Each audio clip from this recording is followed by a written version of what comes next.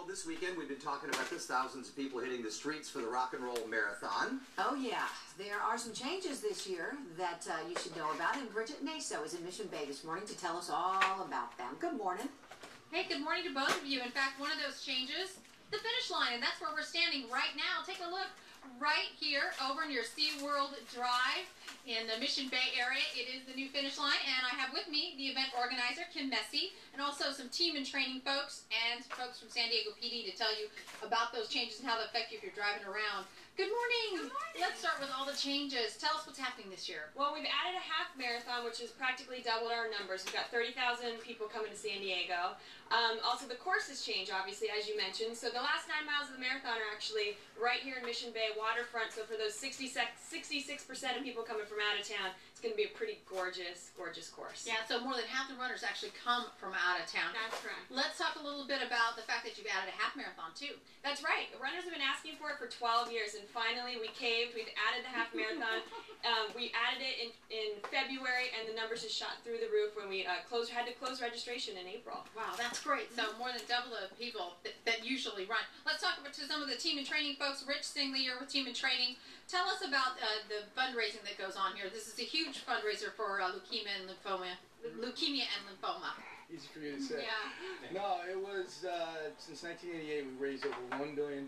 This year, this chapter alone in San Diego, $700,000. The enthusiasm was contagious, and it's been just a great program all around. And you started doing this and running this marathon because you were touched by someone that you knew that was touched with a diagnosis. Yeah, Scott Simmons in Santa was diagnosed in 2004. That touched my heart, and I've been running for team and training since.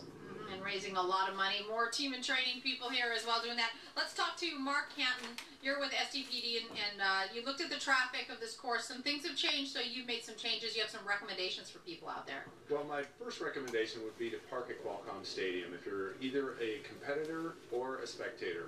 If you're a competitor, you can park at the stadium and then take the shuttle to the starting line. If you're a spectator, you can park at Qualcomm, take the trolley, and then a shuttle over here to the finish line.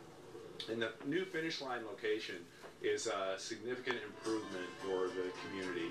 Yeah, when it was finishing down by MCRD, it impacted the airport quite a bit, and travelers were impacted. At this point, with it clear up here, we're not going to have that interference with people headed for the airport.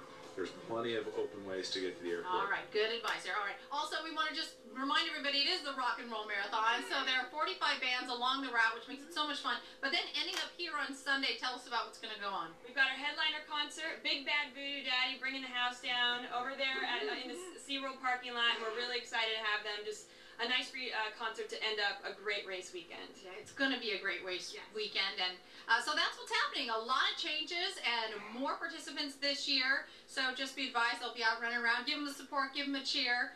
And we're so lucky to have an event like this here in San Diego. Reporting live from Mission Bay, back to you in the studio. Yeah, it just grows every year. It's the only place in the country where they do it. One more reason.